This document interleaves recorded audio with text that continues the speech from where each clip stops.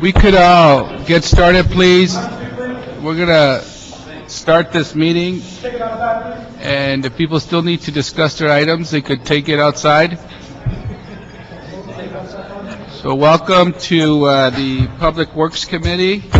I will be joined by Councilmember Englander shortly, and Bernard Parks is unable to attend.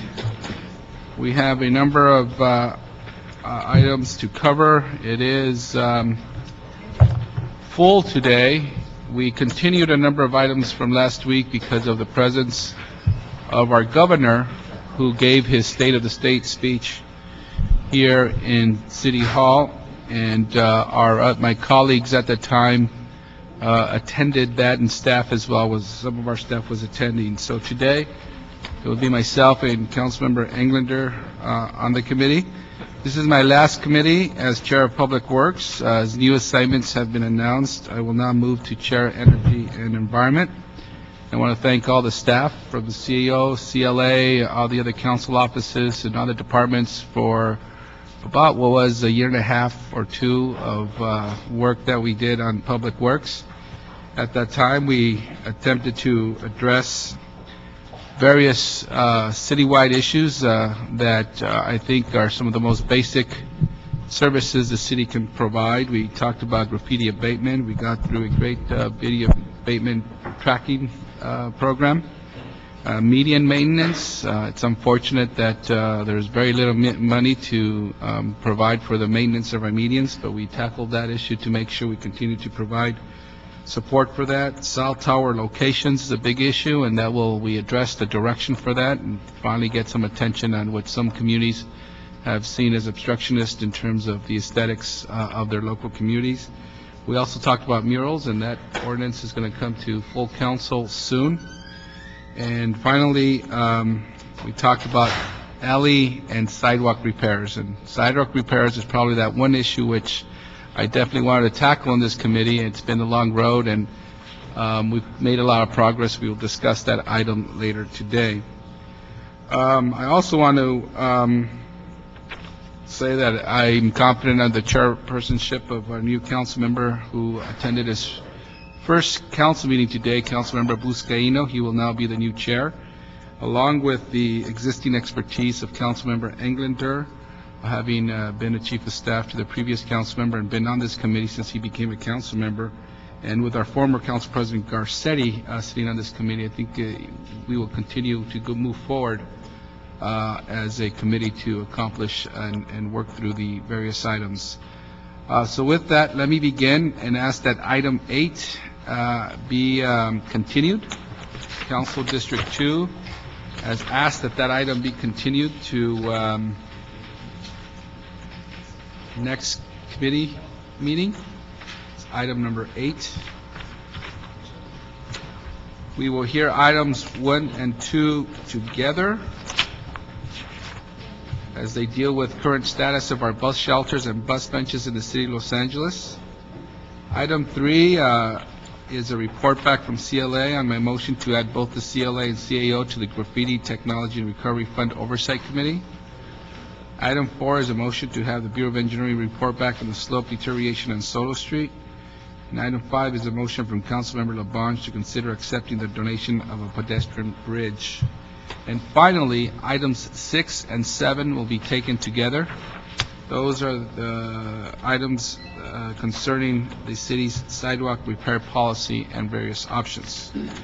So with that, let's take up items 1 and 2 together, and if the city clerk could please read those items into the record. Item 1 is a presentation from the Board of Public Works relative to the Controller's audit of the city's street furniture contract with CBS Decor LLC. And item 2 is an item continued from January 18 of this year. It's a report from the Bureau of Street Services in response to motion by council members Huizar and Corretz relative to the status on the bus bench and bus shelter programs and related matters. Thank you. And before staff begins and introduces themselves, I'd like to just open up this item by clarifying some of the points. And as many of you know, in the city of Los Angeles, the bus bench program and the bus shelter program are two separate contracts. Bus Benches oversees the installation of only bus benches and bus bench advertising. In November, we signed a 5-year contract with a new service provider. The Bus Shelter Program installs the bus shelters citywide and other additional street furniture like the automated public toilets. The contract covers all street advertising except that on bus benches. A few recently concluded audits have placed a spotlight on both the city's bus bench contract and the city's bus shelter program. In December, the Federal Transit Authority did an audit of Metro civil rights compliance. In the audit, they found that bus benches and shelters were consistently and significantly better in non-minority and non-low-income communities than in minority and low-income communities. We also had an audit released last week by Controller Wendy Gruhl that, maybe 2 weeks ago, that says that current bus shelter contract with DBS Ducal has not performed as intended. This comes on the heels of the recent awarding of our bus bench contract. During that process, we learned that the city may have failed to collect proper revenues for years and years on the existing bus bench contract, and that there was little to no oversight over that contract. We have with us today representatives from Controller Wendy Gruhl's office. And so let's start. Why don't we have you from Your street service. Controls? Okay, so we'll start with that, and then we will hear from Public Works Commissioner President, our street services, and we'll go from there. If you don't mind, could I just Sure. open up? You can open up. That was would just be a great. suggestion that I had. Thank you very much, Mr. Chair. Andrea Alarcon, President of the Board of Public Works. I'm before you today to provide an overview of the findings and preliminary responses to the Controller's January 12th audit relative to the CBS Deco street furniture contract.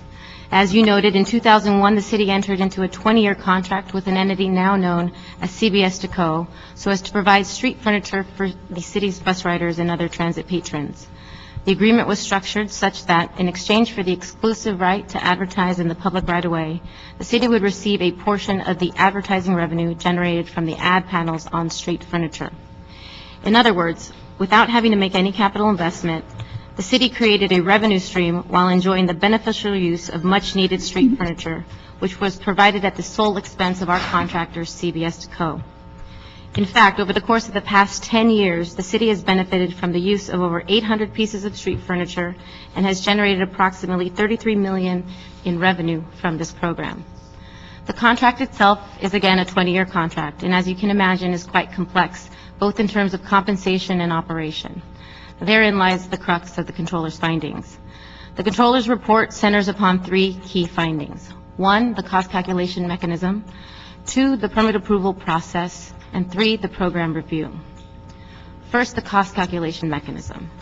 The Controller contends that the cost calculation method resulted in a loss of $8.2 million. The report, however, also recognizes that this cost calculation method directly correlates to the second finding that pertains to the permit approval process, so I'll address both items together.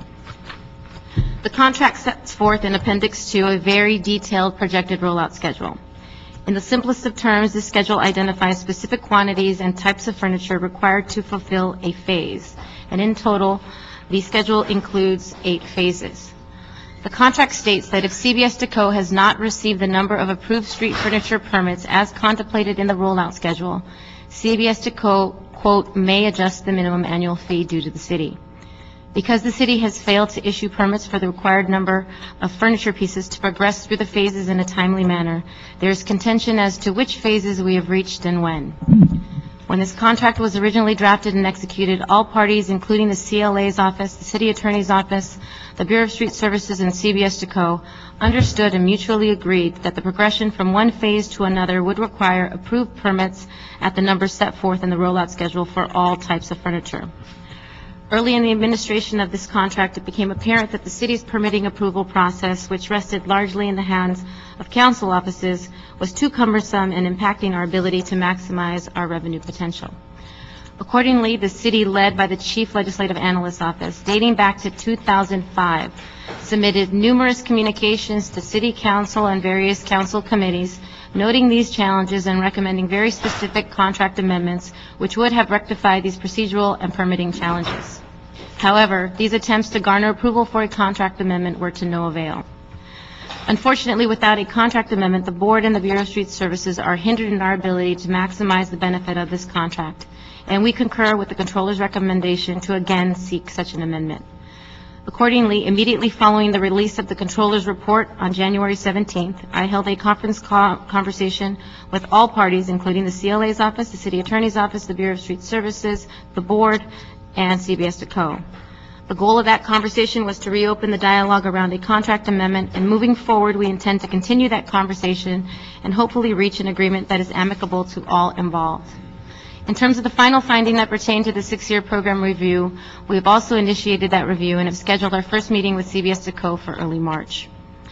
Lastly, the Controller recommended in her audit that all revenues generated from this contract be directed into the general fund.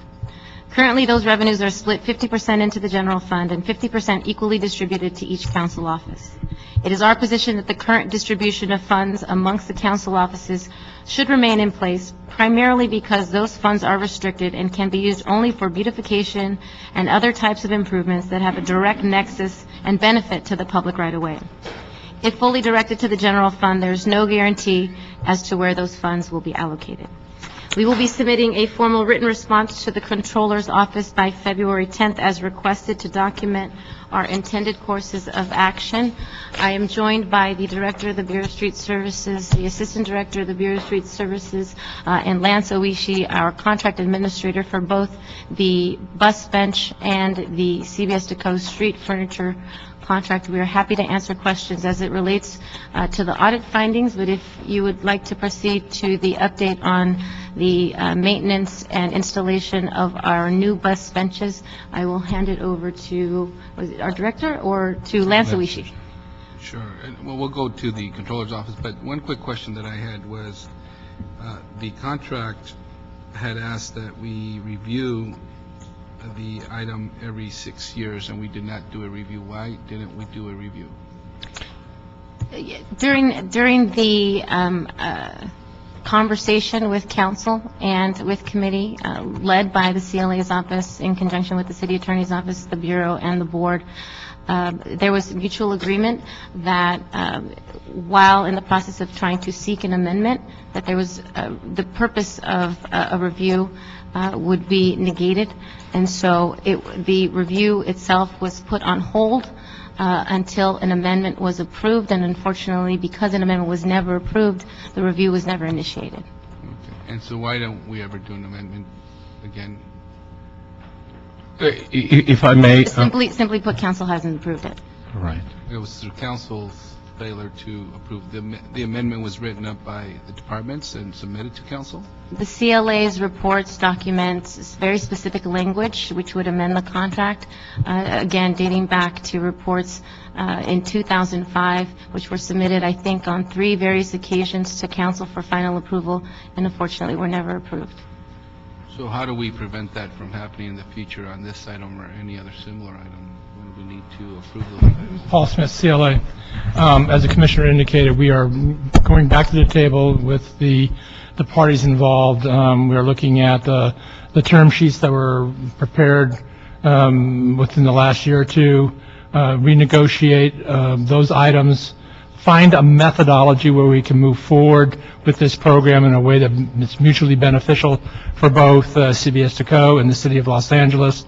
As the Commissioner indicated, and others, that there are procedural elements of the ordinance, there are technical elements of the contract that could be discussed and negotiated to move this thing forward for, like I said, the mutual benefit of all the parties.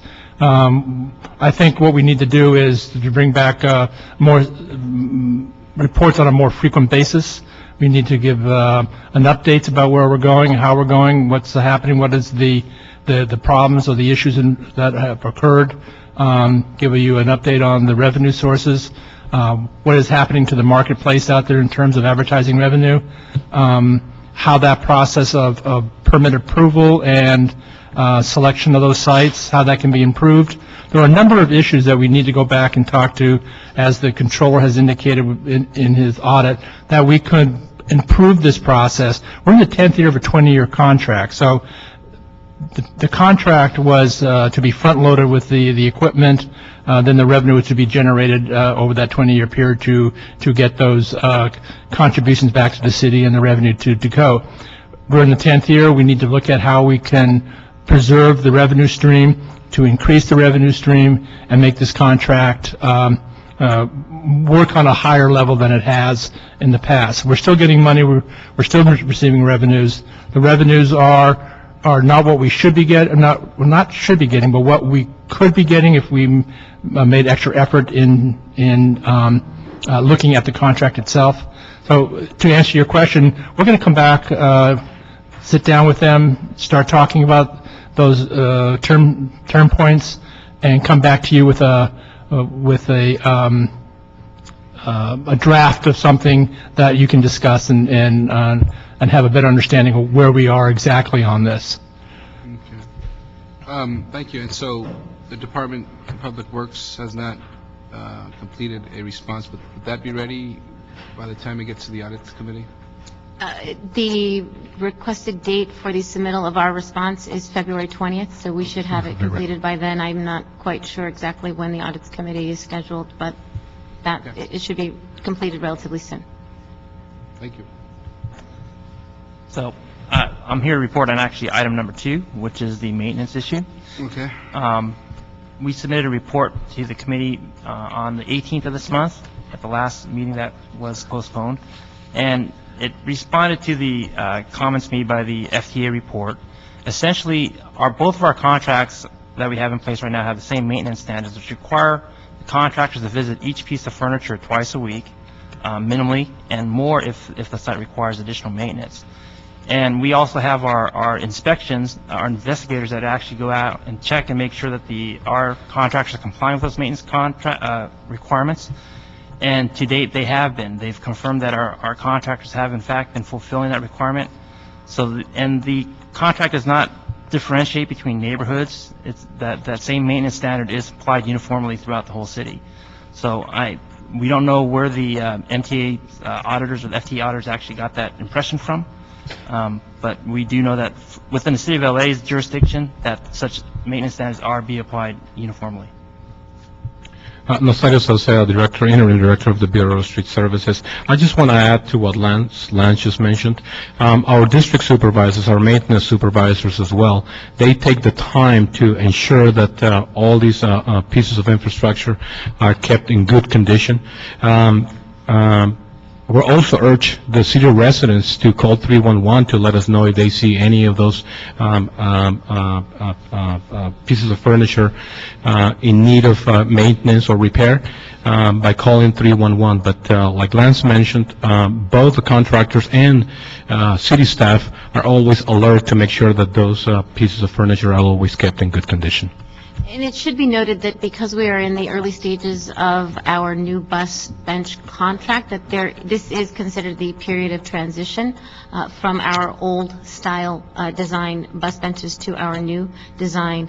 They are being installed proportionally throughout the city by council district. They have our new contractor, Martin Outdoor, has completed its first round of installations, has touched every council district, and over the course of the next 2 years, ideally largely front-loaded into the first year, we will have the installation of our maximum 6,000 bus benches citywide. There were some areas of the city that were hit harder of those that were removed. Are those taking precedence? Or are we going to replace those in a timely fashion? Yes, I have directed, and Lance has followed up and coordinated with Martin Outdoor to ensure that not only during the transition period did they receive, where bus benches were removed, did they receive temporary bus benches, but those areas that were particularly targeted, the installations would be front-loaded in those districts.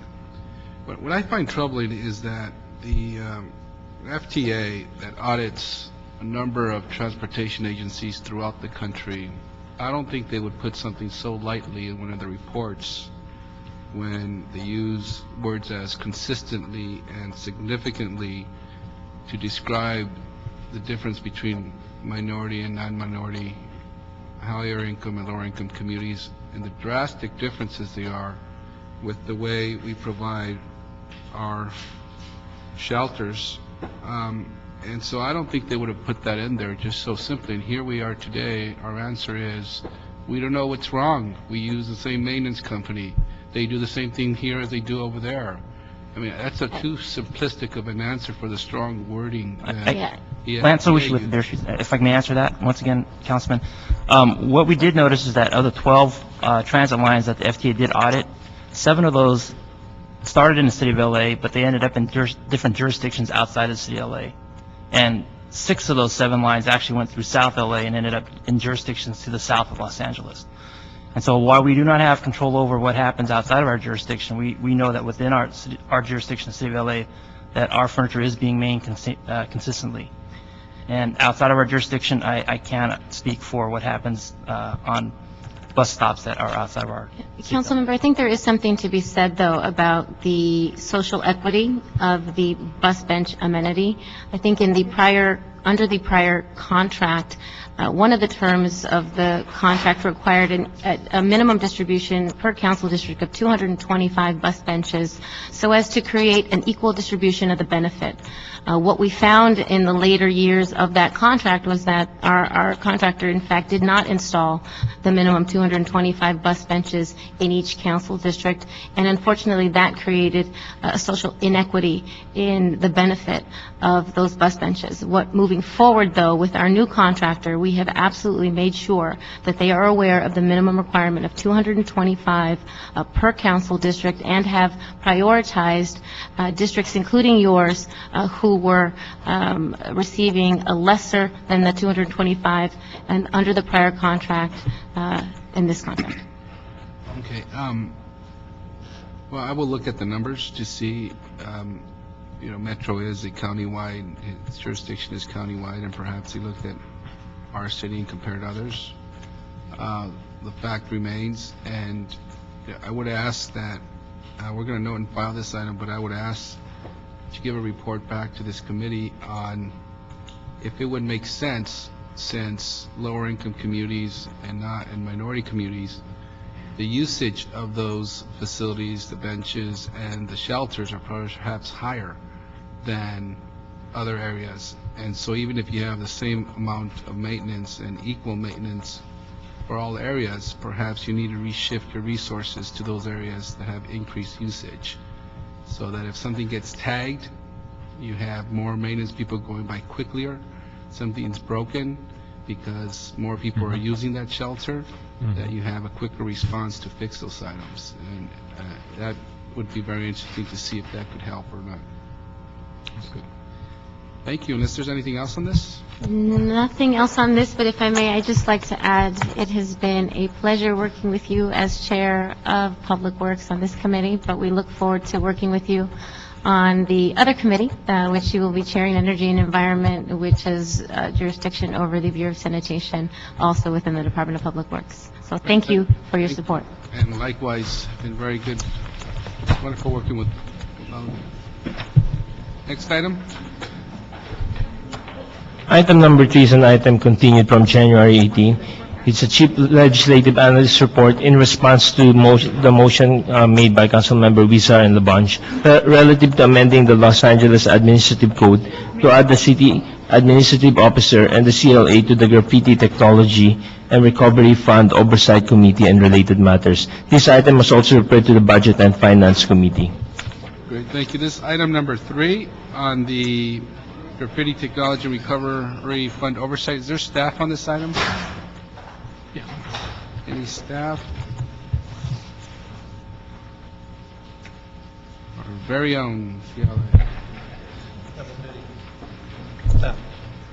Paul Smith, CLA, yes. Our office has prepared a report on this, and we are recommending that the CLA and the CAO be added to the Oversight Steering Committee.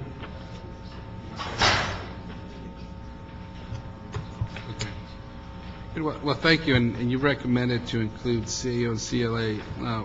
One item, this item actually, it's money that is from restitution paid by vandals and others who cause graffiti in our city, and the money is used for graffiti abatement.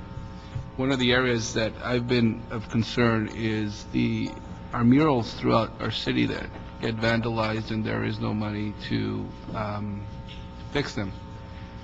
If someone puts graffiti on a mural, there's sometimes special needs that need to be taken. You just don't send our crews out there and use these funds and our graffiti abatement to take down the graffiti. Number one, they may not know how. Number two, it may cost a little more to be careful about how we take down graffiti from some of our murals. Would it be possible to use some of this funding for mural restoration, or what do you think about that thought? Well, the ordinance provides that the funds are to be used for the financing of graffiti technology and recovery, including the funding of a graffiti reward program established in the code. Technology and recovery, I'm not 100% sure if those funds in that trust fund could be used for the purposes you're articulating, but definitely report back to you if that is an eligible activity to receive funding. Okay. Well, let's do this then. Is this item going to council? Or what is going to council? Let's forward this item to council and request that CLA revise the report to amend language to allow funds of the Graffiti Technology Recovery Fund to be used for mural restoration. Okay. And secondly, there is not only the CLA report, there is a December 7th, 2010 report from the Department of Cultural Affairs that talks about mural restoration, and we could forward both items together so that we could see the need there is in the city for mural restoration. Okay? Do you want to look at whether or not this trust fund could be used for mural restoration? I'm actually asking that we amend the language. Amend the language of the ad code. Okay. Okay. Thank you very much. Next item, please. Item number 4 is a motion by Council Members Visser and Garcetti relative to the Bureau of Engineering and City Attorney reporting in regard to the Soto Street Slope Project. Staff here to report on this item. Before you proceed, I understand that this item is or was in litigation. What's the current status? It is in litigation. It is in litigation. Okay, Yes. so you're the attorney, so you would tell me that there are certain things you can and cannot speak about in public, but I would like a report that just generally tells us what's the status of this. And secondly, one of our main concerns is in the interim, while this litigation is completed, while the slope is made safe and fixed, can we move those barriers that currently block 100% of the sidewalk a few feet to allow pedestrians to cross? Is it within our rules, regulations that does not allow us to do that? And the reason I ask is because those familiar with that area, if we ask pedestrians not to use that sidewalk, there's a sign there that says, use the other sidewalk. You go over there, there's a lot of dirt. I'm concerned about people on wheelchairs. I'm concerned about the elderly. I'm concerned about when it rains. We're not giving pedestrians an alternative. So if you could address those two things, just a brief synopsis where we are with this, when do we hope to see that fixed? And secondly, that question about moving the barriers a few feet over so that there's some access through that sidewalk. Okay, Nancy Wax from the City Attorney's Office. My office is handling the litigation. This matter actually has been before council in a two-part resolution. Initially, we came before the council in 2009, November 2009, to arrange for funding so that the parties could go through the B permit process. What happened is that this property was damaged in the 2005 rains. The property owner, who is here with his attorney today, was under the impression that it was private property, started to do the work, and in the course of that, his contractor discovered that it was indeed city-owned property, and not private property, at which point they contacted the city attorney, the clerk, and have been trying to resolve it ever since. They ultimately filed a lawsuit so that we could move things forward. We worked out an arrangement for funds to come to them for the B permit process, and they have been working on designing plans. The slope is what is known as a one-to-one cut. It is not a cut that is allowed under today's building codes, but it basically means that you have a shear wall. And to support and resolve that wall and keep it from continuing to fall onto the sidewalk, to support the actual cut and prevent it from falling onto the sidewalk or into the street, onto people, requires a more complicated design that both Mr. Vandergriff and Mr. Johnson from Bureau of Engineering can probably clarify. What transpired in part of the delay is that, unfortunately, there were miscommunications apparently between the plaintiff's engineer and the City Bureau of Engineering. Ultimately, the plaintiff came to the conclusion a couple of months ago that their engineer was not the right person to do this task, and they retained another individual. And Mr. Vandergriff and Mr. Johnson can tell you that they have been working with him, and there is a marked improvement in what is going on. Unfortunately, the reality is that probably we are looking at another 4 to 6 months at least of a delay in resolving this. I know that there has been some consideration with regard to removing the barriers. The concern is that if the barriers are removed and additional material comes down off the slope onto someone, then we face injuries from that. So that is why, my understanding of why the barriers have remained in place. I don't know if there's another remedy. Perhaps these two gentlemen can. Is there another remedy? The current barriers are those white concrete slabs. K-rails. What are they called? K-rails. What? One more time. K-rails. Okay. The letter K and And they're there. Can those be moved a few feet to allow for access? Chris Johnson with Bureau of Engineering, Mr. Chair. My office, I'm with the Geotechnical Engineering Group. We took a look at the site back in December, and if this was simply a matter of soil and rock raveling off at that slope, then there may be some kind of provisional remedy to opening that up. Unfortunately, there's a concrete rubble retaining structure that's built into the slope, and it's been undermined by the rain. So there's a physical structure embedded in that slope that's unstable that will require some kind of structure to be installed to provide some support to it in order to open up the sidewalk. In other words, So what's the answer? what we're afraid of is if, Greg Vandergriff, Public Works Engineering, Central District, B permits.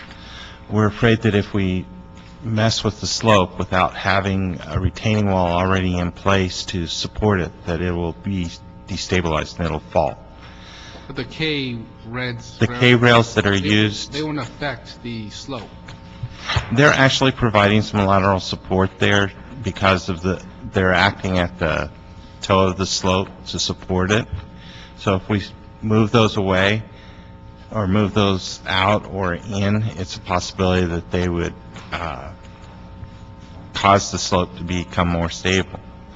Yes, basically the K-rails are preventing material from coming off the slope from crossing onto the roadway itself. They're maintaining a catchment area for the debris that's on the sidewalk.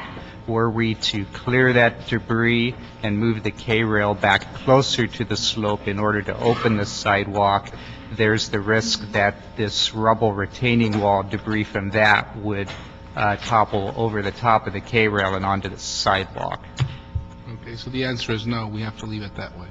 Yes. That's correct. Okay. Now, since we cannot move that, there is concern about potential accidents there. As you know, there's this huge hill. I mean, it's just very little views to see what traffic is Short coming from the other visibility. side. We're asking people, most people who are walking there, I would assume, if they come across this, they're going to say, oh, use the other side.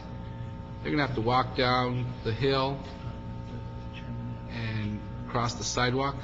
Most of us just want to cross there instead of walking all the way around. And it is extremely dangerous to cross there, like I said. It is right there on the zenith of that hill. And that is a real safety hazard. So what can we do to expedite this, to make this safer?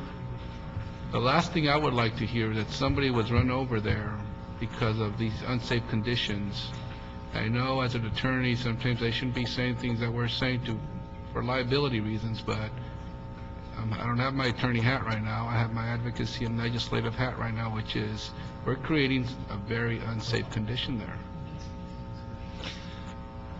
One possibility that would have to be explored with the Department of Transportation, Mr. Weezer, is that we would basically narrow the street there in order to create a sidewalk area temporarily, much the way in which we might do for construction of a building that occupied the full sidewalk. But we would have to consult with the Department of Transportation and Bureau of Street Services as to whether or not that's even feasible.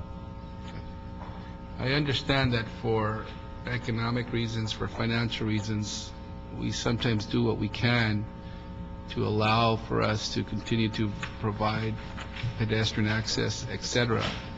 But in this case, it's a real safety hazard that we should perhaps be putting more money into the situation here, more mitigation systems in place, because we do have that dangerous situation. I'll ask for a report back to this committee on what we can do in the interim to make that area safer, and ask the Department of Transportation and your departments to see what we can do to mitigate the dangerous condition that exists.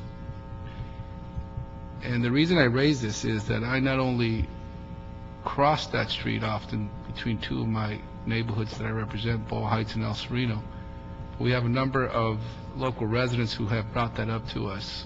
And unless you're there and you see the situation and you're familiar with it, you could say, oh yes, this is dangerous. I mean, we could talk about it, but it is really dangerous. And I'm going to go to public comment right now, but one of our community residents who has brought it up to us often, and in public comment as well in council, is Michael Carrion, and we'll go to public comment right now here from Michael Carrion.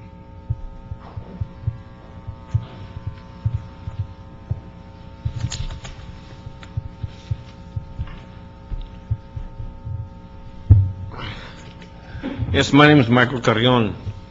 I bring this issue up because I almost ran over a kid there not so long ago. I drive a full-size Suburban. I was pulling a trailer. A child got out in front of me on a bicycle. Had there been somebody on my left side, I would have killed the kid. This matter has been before you since 2005. If you can't do nothing about it, it just irritates me how the city wheels move so slow in East LA. This wouldn't happen in West LA, I guarantee you that. You would have a lawyer suing you by now. You talk about the safety and the welfare. Your K-rails. The Highway Patrol puts K-rails up all the time. Then they put a 2-foot plywood with 2x4s on them, reinforcing it. If you were to remove that K-rail over 2 feet and bring a reinforcement up a little higher, I'm sure there's a way you can prevent the rocks from falling. Question is, you created this hazard. So when somebody dies there, are you going to step up to the plate and take liability for it? Because I don't want to take somebody's life because the city, just slacks off. The other one was, the homeowner was given money to get this stuff done. The last letter that I received was that in December of 2011, December 27, we're at the same place we were when we started this. No paperwork, no documents, nothing written. We're waiting for a new person to get this contract and a new person to write everything up. Money's been given out, money's been allocated for this. It's not on your agenda, it's not here. What has to be done to solve the problem? You've also caused a blight problem. That looks disgusting. It's also the freeway on-ramp.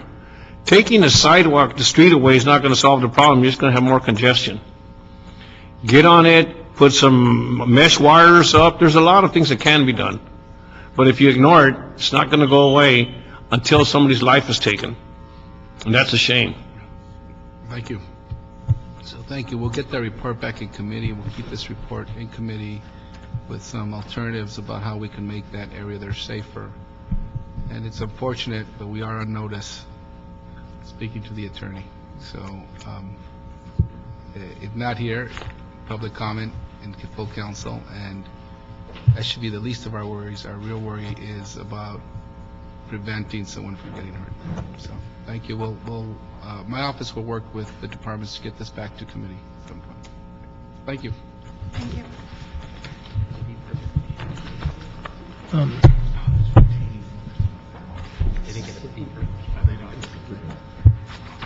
Mr. Chair, just for the record, are you approving item number 4? You're approving? Yes, we're approving item number. With the- We're keeping it in committee You're with keeping the it in committee. report back as requested from the departments. Okay, we're keeping it. With that, for the record, we've been joined by Councilmember Englander. Have we had any items that we voted on? Clerk? Item number 3 was approved. Which, item number 2? 3. 3. And item number 2 was note and file. Okay, so for item number 3, let me ask Mr. Englander if he wants to be put on the record. We did amend that report so that the graffiti abatement, we're adding the CAO and CLA to that oversight committee for these funds. These are funds that are used to return, and we also amended it to allow for the mural restoration. Okay. So we'll move that item forward. Next item, Mr. Clerk. Item number 5 is an item that was continued last December 7. It's a CAO report in response to the motion of Council Members Labange and Grossetti relative to the North Atwater Multimodal Bridge over the Los Angeles River project connecting Griffith Park and the Los Angeles River bike path to the North Atwater community and related matters.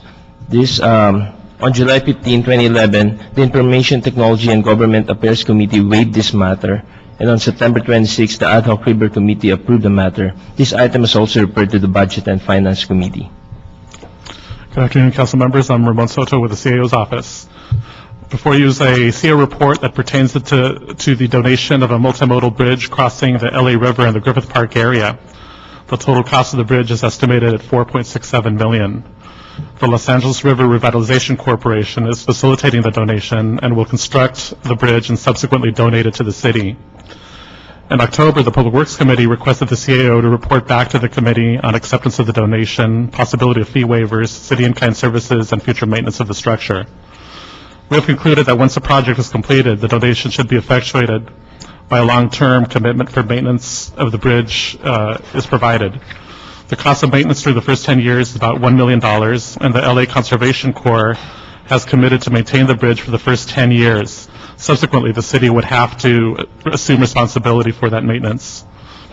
Under the city's fee subsidy policy adopted by the council in 2008, subsidies can be provided to nonprofit organizations when the project promotes a public purpose. Subsidies are limited to 50% of the total eligible fee and may not exceed $50,000 on any one project. In this case, however, CD4 has committed $300,000 in AB 1290 monies in lieu of city fee subsidies to cover all anticipated city real estate review and permit costs. The $4.67 million budget also includes $200,000 from the River Revitalization Corporation. However, the chair of the Ad hoc River Committee would prefer to use that sum for other pending LA River purposes. So if those funds are not utilized and replaced from another source, the project budget will be short by that amount. My final remark is that there is a technical correction on the CA report on recommendation number 3 relating to the account number for the AB 1290 funds, which I could communicate to the city clerk offline. That would conclude my presentation. Thank you. We've had this item twice already, I believe, and there's a lot of interest in having this item move forward.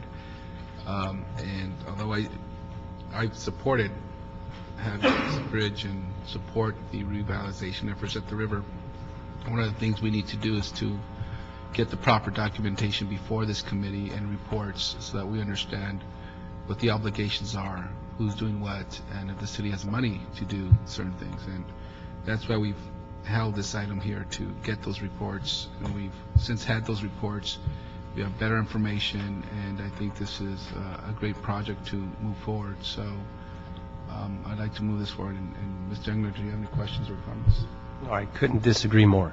No, I'm just kidding. This is actually, you've got it slated to go into the budget committee. It hasn't gone to budget yet. Not yet. Okay, so mine were more on the feasibilities of it and the financial obligations, et cetera, and we'll have the opportunity there.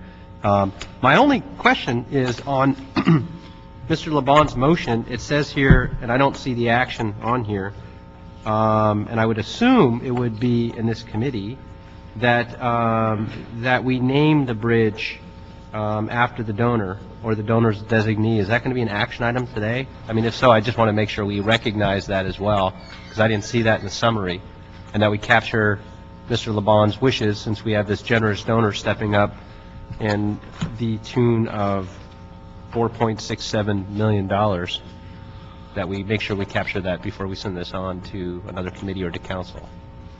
Sorry, that's a facet that's not covered in our report, and I was only marginally aware of that interest that on the naming issue. I guess we could clarify that by the time it goes to Finance Committee, if that's okay with you. That's fine. He's got it in his motion. Okay. It's in the therefore move. There's quite a few therefore moves, but I actually read the motion and read the report and didn't see it in the report, so I just want to make sure we didn't lose that. If that were the intent. Yeah, we were just asked to comment on aspects, financial aspects and such, so I suppose then that would be just covered under the motion. Okay. I'm good with it. Good. We'll move this item to Budget and Finance, correct? Okay. Can we name it the Huizar Bridge? Let's see what Mr. LeBon says about that. I did grow up next to the 4th and Lavena Street Bridge in Boyle Heights, and that thing could use some help. So if that donor wants to donate there too, we'll happy to name that bridge after that person. I got a bridge to sell you. Thank you very much. So moved. Thank you. Next item. Okay. Next item is going to be taken together, item 6 and 7. These items were continued last July 20th, 2011. It's a Bureau of Street Services and City Attorney reports and ordinance relative to amending the Los Angeles Municipal Code in connection with the point-of-sale plant for sidewalk repair and related matter. And this item is also referred to the Budget and Finance Committee.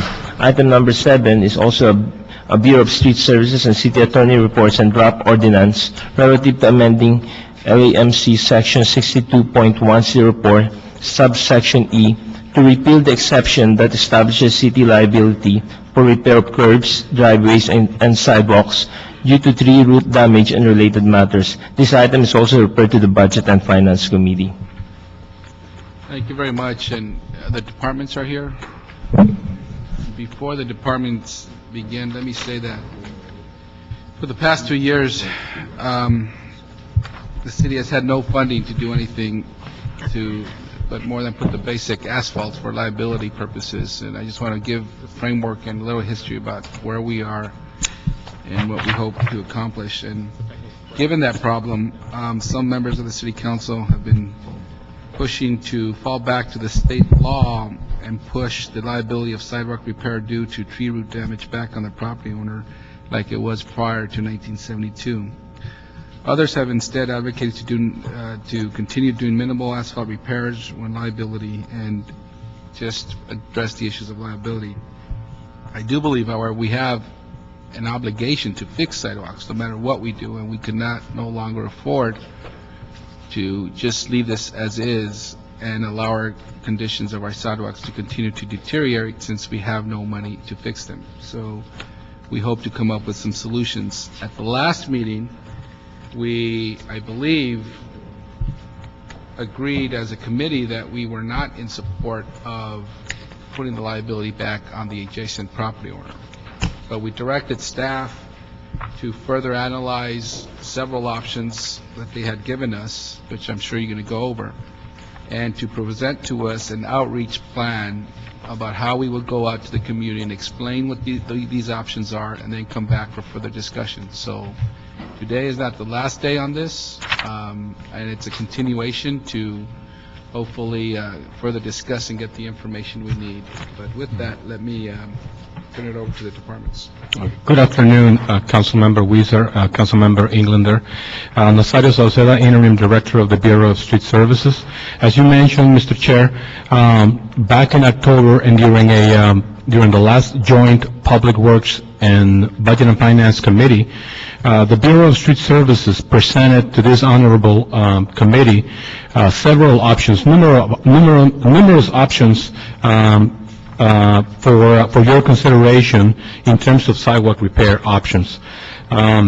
This committee selected 4 that were deemed at that particular time the most appropriate and the most practical, including number 1, a citywide bond, number 2, assessment districts, forming assessment districts, number 3, a point of service, and number 4, a point of permit.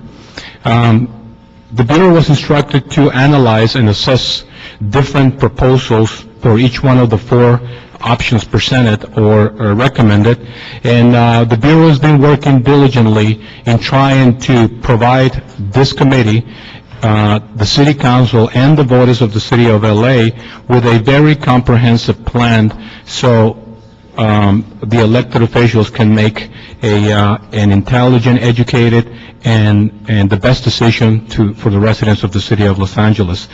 Unfortunately, and as a result of analyzing these 4 options in detail, we are discovering that more time is required to come back to you with a very, very comprehensive and detailed report for each one of the options. One of the major challenges that we're facing right now is the simple fact that we don't know with precision how many bad sidewalks do we have in LA. We know for a fact that approximately we have 40% of our sidewalk that needs repair. And knowing that we have 10,750 miles of sidewalk, that's a big challenge, because we really need to know, in order for us to come back to you with a plan for a citywide bond, assessment districts, we really need to have this information available. Let's not forget that the magnitude of our sidewalk infrastructure, we're talking about 10,750 miles. The distance between LA and Paris, France is 5,600 miles. So we have enough sidewalk to go to Paris, France and come back. So the reality is we just don't have right now the tools, the necessary tools to come back to you with a city-wide proposal in terms of a bond or recommendations in terms of assessment districts. Furthermore, for the point of sale and the point of permit, we need to work very closely, very, very closely with the city attorney to get some recommendations as to how to make the change, how to perform the changes to the municipal code. So at this particular time, we're asking the committee members to instruct the Bureau of Street Services to work with all the city agencies that have the expertise, the CAO, the CLA, the city attorney, and all the other agencies that may play an important part in this proposal, including building and safety, contract administration, Bureau of Contract Administration. So we all can work together and come back to you in 120 days with a solid proposal for each one of the 4 different alternatives that you selected.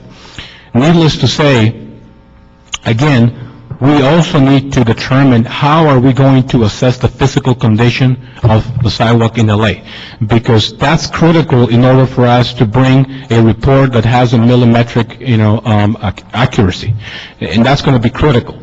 How do we get there? Right now, currently we are checking on the internet to see if there are any asset management companies in LA who could be able to handle an assessment as big as, the one that we're facing in front of us.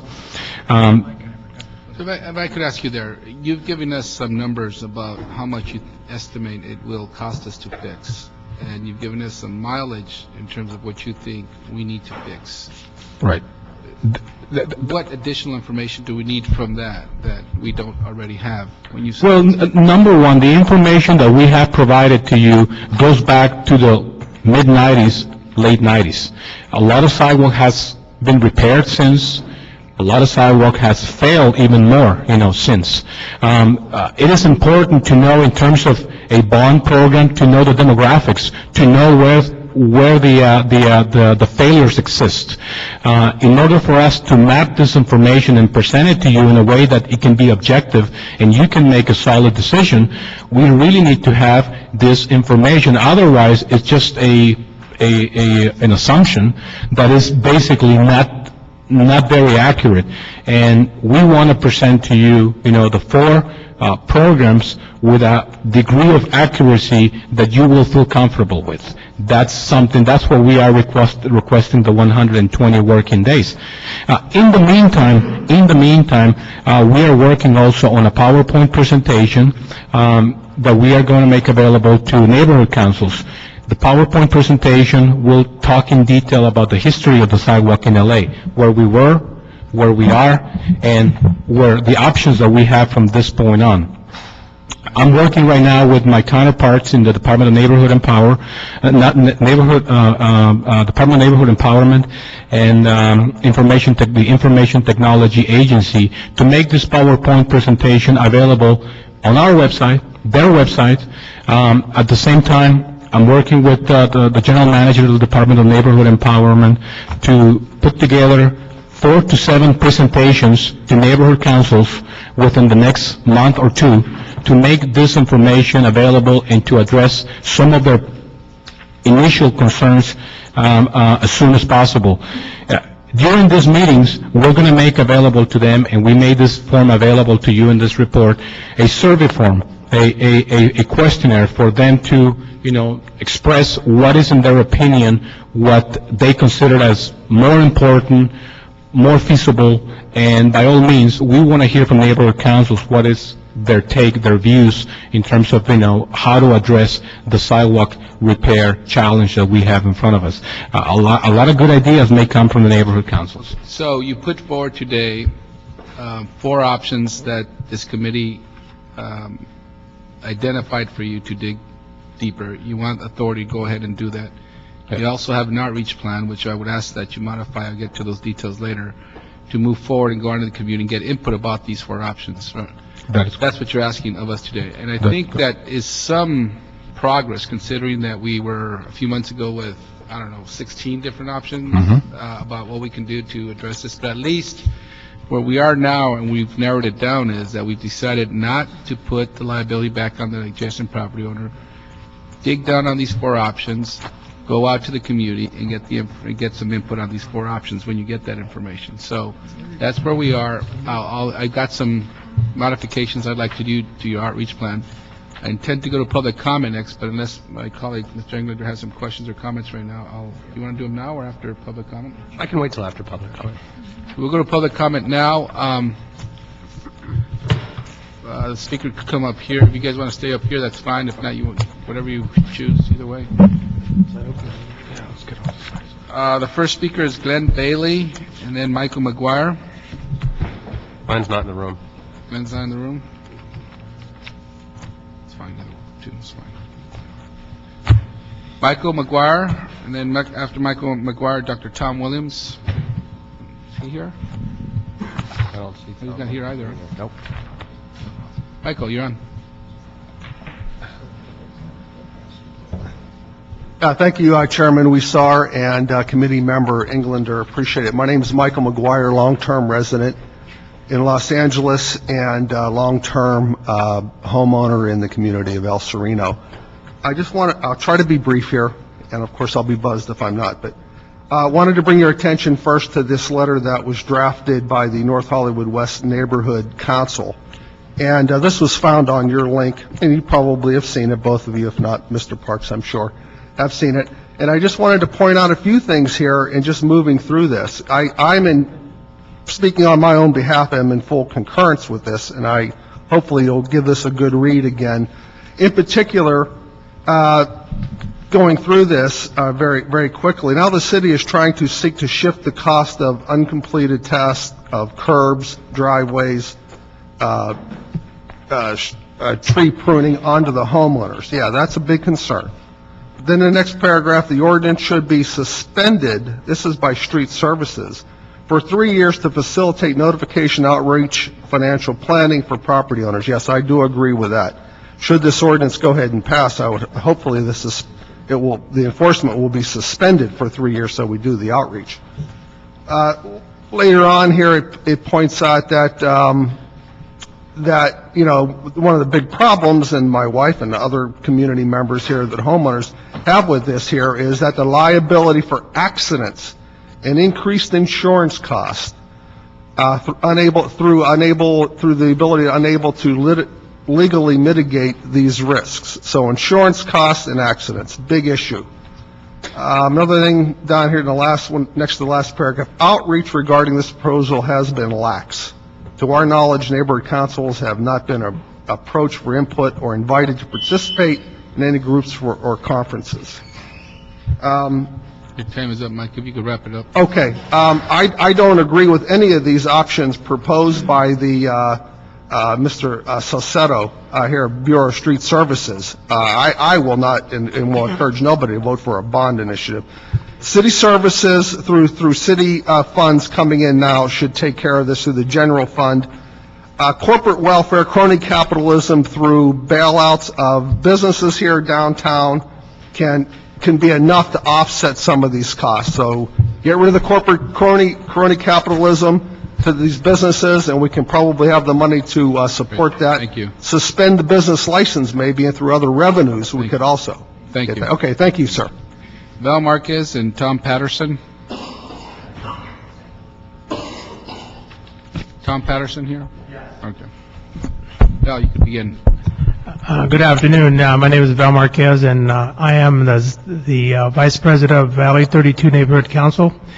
I'm here because one of the things that we're concerned about is that we have not had any outreach in regards to this matter. I know your staff came to the Neighborhood Council over 2 months ago, and because we were going to put out a notice to homeowners, which was 6,500 property owners, and you asked us to hold off because at this point you didn't have any information for us. Well, in the last week, we found out that this was coming to committee. We're not sure whether it was going to pass or how the effects were going to interfere with homeowners. Well, now I'm basically here to hopefully support this gentleman's request to wait 128 days to get enough outreach to homeowners, to the neighborhood council, so we all know what we're dealing with. And I appreciate your time and hope that you support this idea. Thank you. And again, just to clarify, we had asked the departments to come back with additional information in an outreach plan, so we are approving the outreach plan today. We never were going to start anything without first approving an outreach plan and know where our departments were going to go or not go. Tom Patterson, as he speaks. Mel Wilson is the next speaker. Tom Patterson, I'm part-time office manager for the Holmby Westwood Property Owners Association, a 1,100 home community east of UCLA, and I'm also a resident of Valley Village in the San Fernando Valley.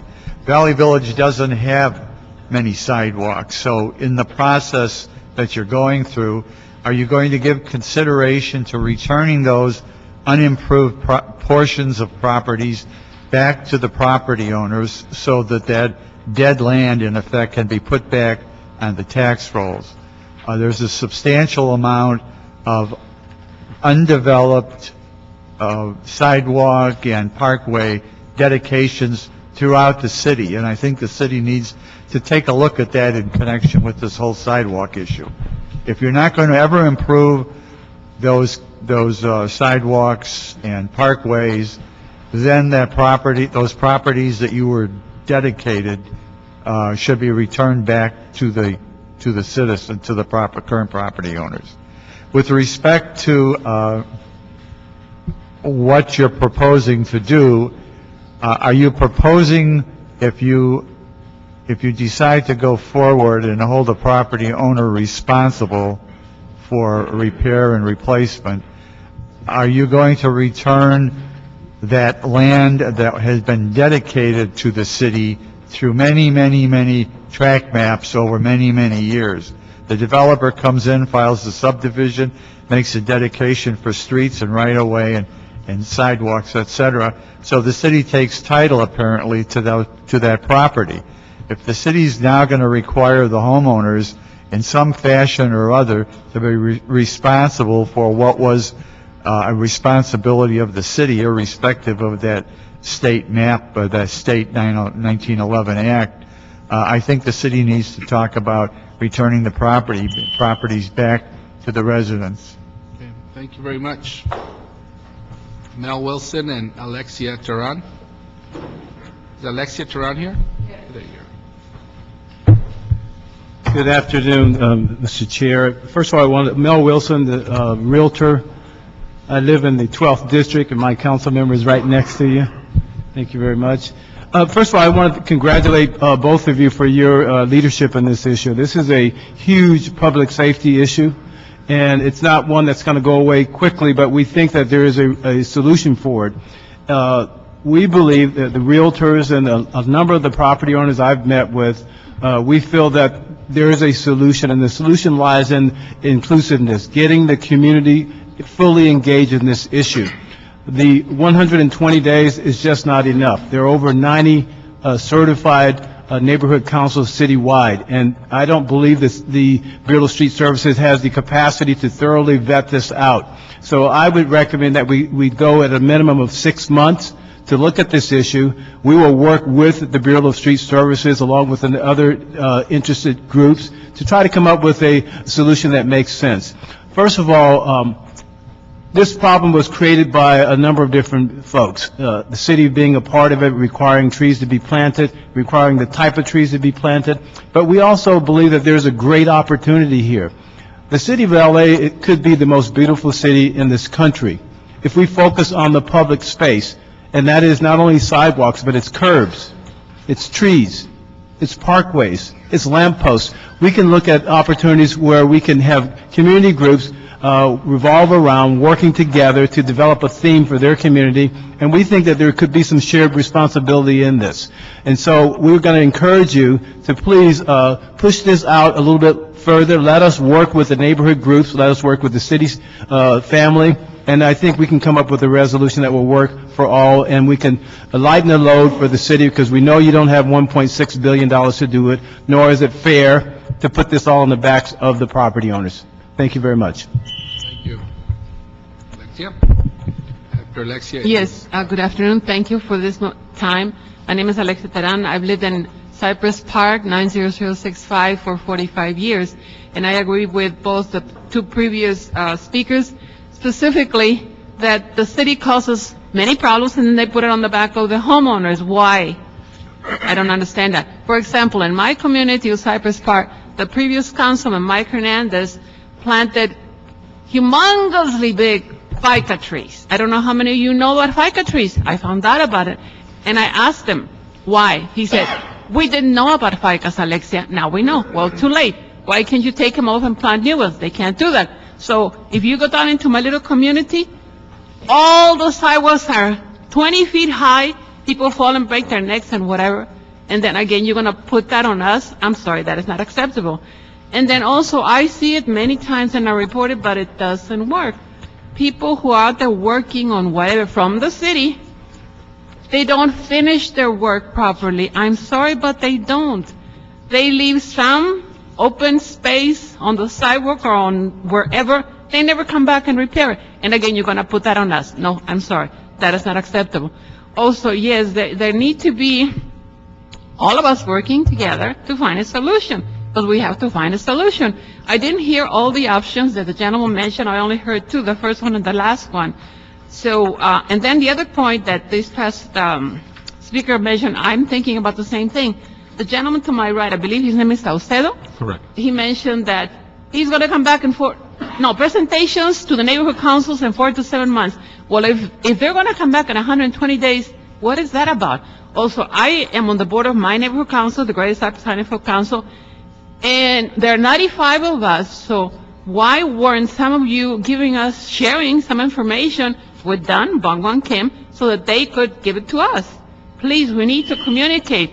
That's what happens with many people. Nobody communicates. Sorry. Thank you. Thank you. Barry Weiss here? Yeah. And then Nancy Bernal. Is Nancy Bernal here? No? Yeah, after Nancy Bernal is Michael Carrion. I mean, after Barry Weiss is Michael Carrion. Honorable council members, I represent Studio City Residents Association. We have a membership of over 100,000 households.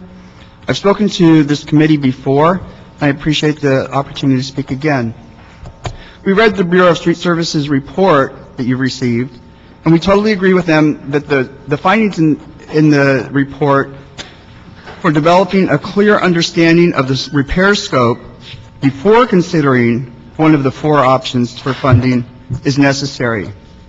Without an accurate measure of the extent of the problem and the cost to fix it, any measures you select to fund sidewalk repairs will be like writing a blank check to a contractor without an estimate. In recent correspondence we've had with Dr. Donald Shoup, a leading advocate of sidewalk repair and an expert on the subject, also agrees with us and concurs that unless a scope study is done, finding a funding mechanism is not the way to go. The scope measurement needs to take place.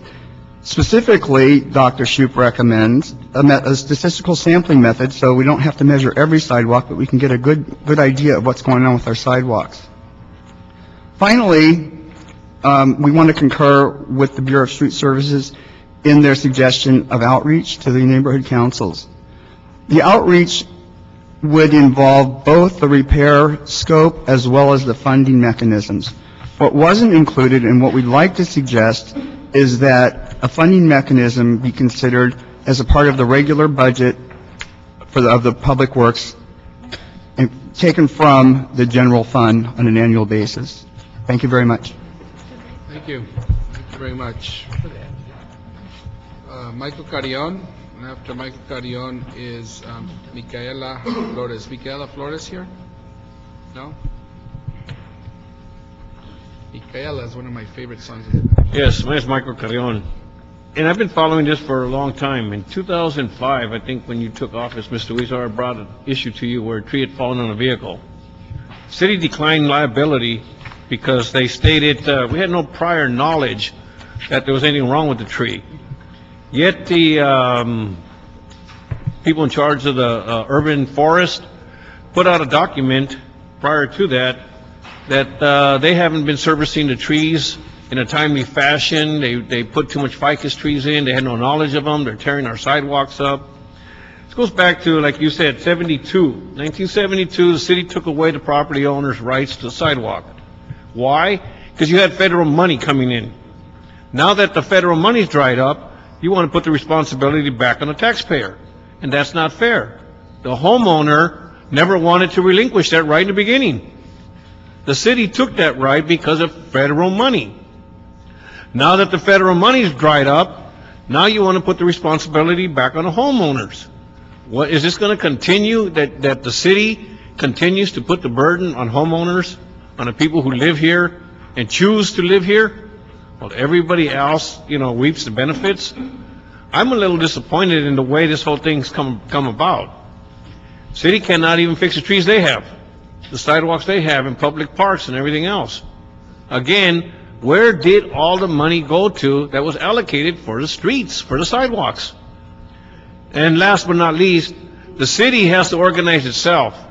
When you come and repave a street, 6 months from now, you come and tear it up to build in new sewer pipes, and it's left like that over and over. You do the same thing with the sidewalks. If you're going to take the property, give it back to the homeowners, let them take the trees down that are in front of their houses.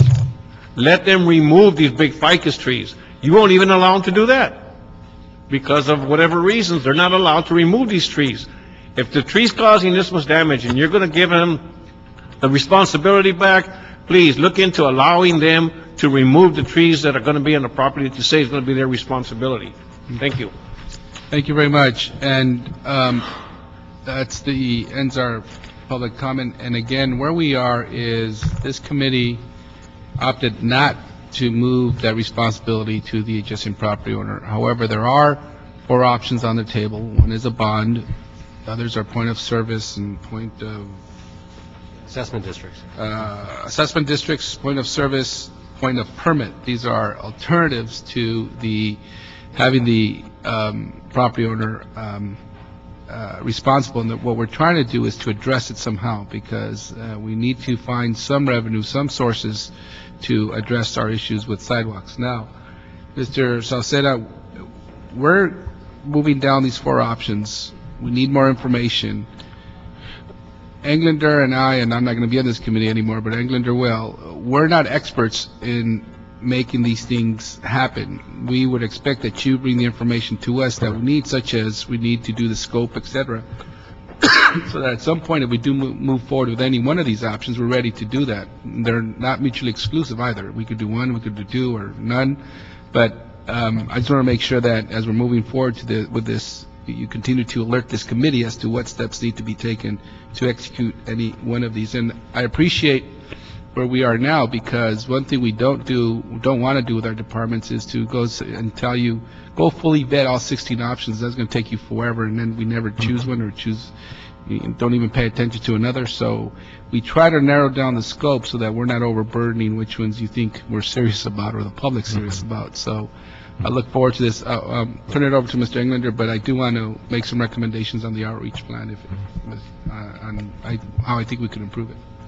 Thank you. Mr. Englander. I appreciate it. Just for clarification, I will no longer be on the committee either.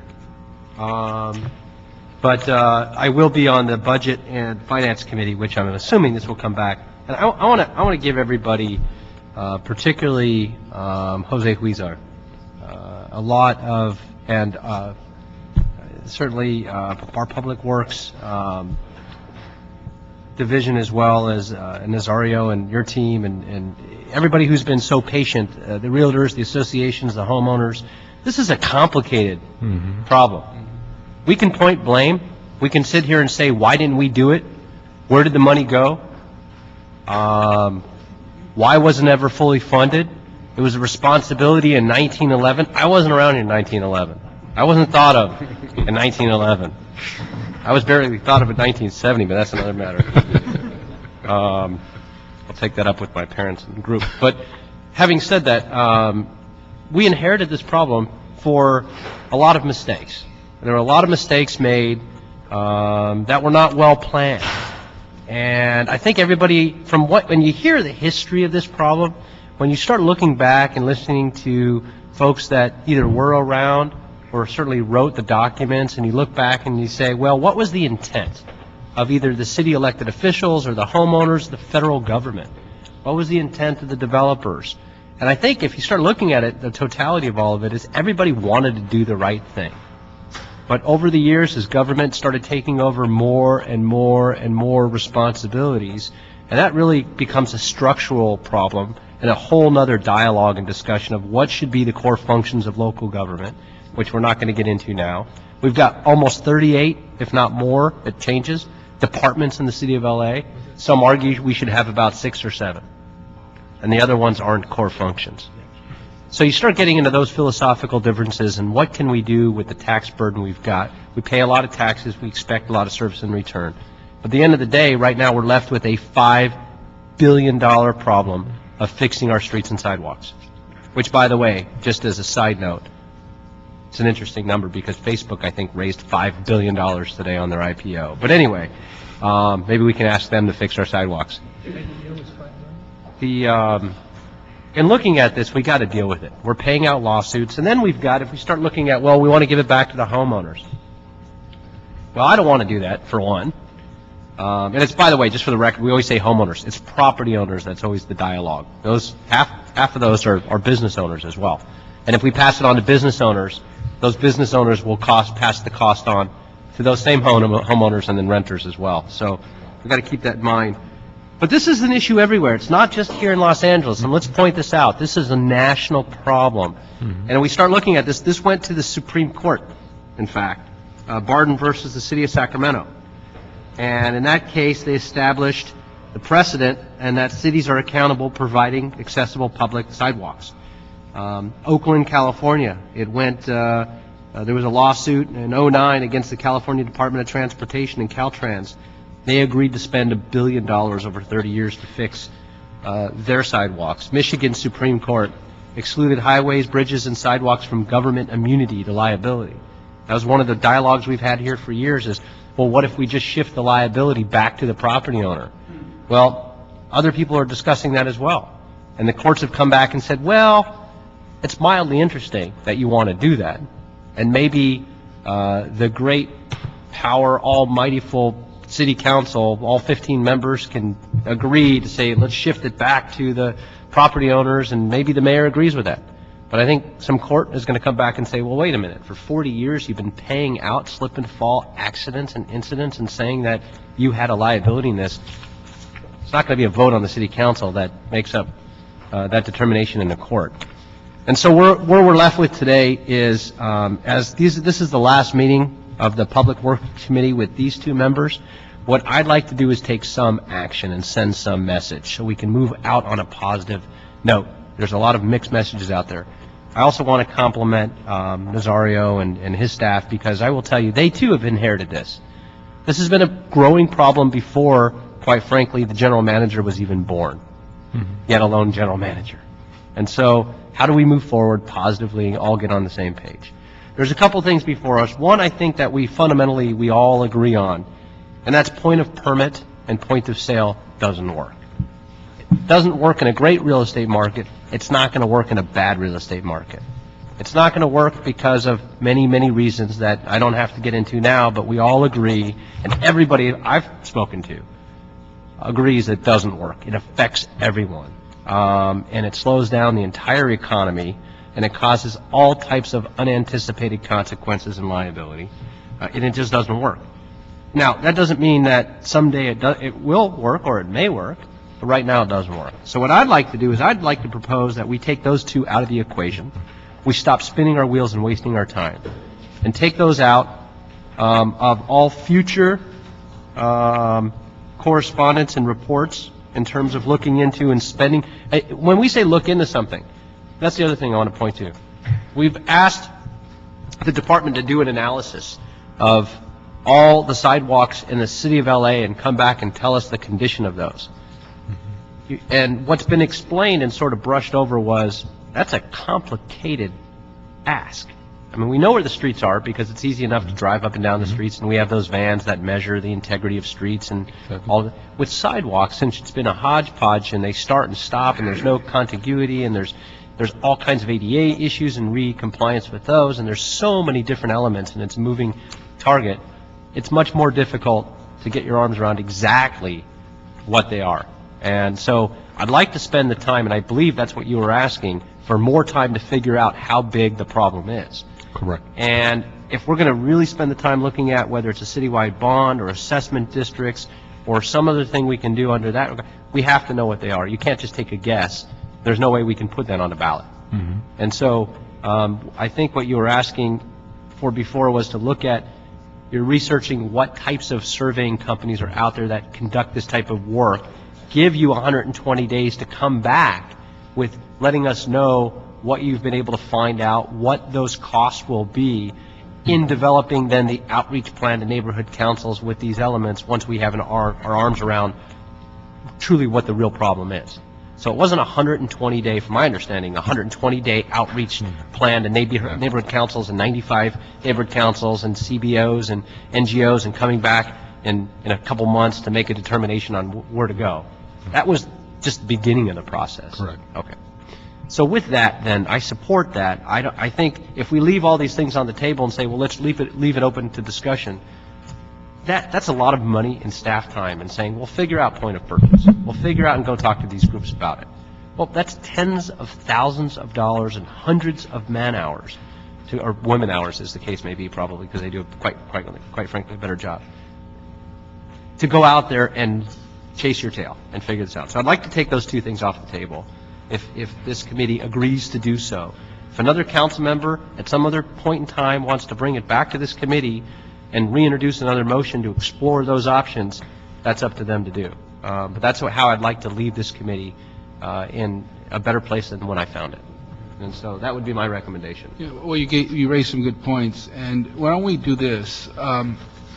It's not taking all the options off, but instead of digging deep in any of these now, we do need that scope better. So why don't we come back in 120 days to this committee with that scope, and then there, you put that through the prism, what the scope is, and put the prism of these other options. That could be a good time for that committee to figure out which ones we do or do not want to do. So come back with a scope, and then we'll move forward from there. Okay. And again, since we're not acting on anything. Yeah, we're not acting. They're not going to do any additional work on any of these until they come back with the scope. And I think that's a better way to go about it. And then also come back.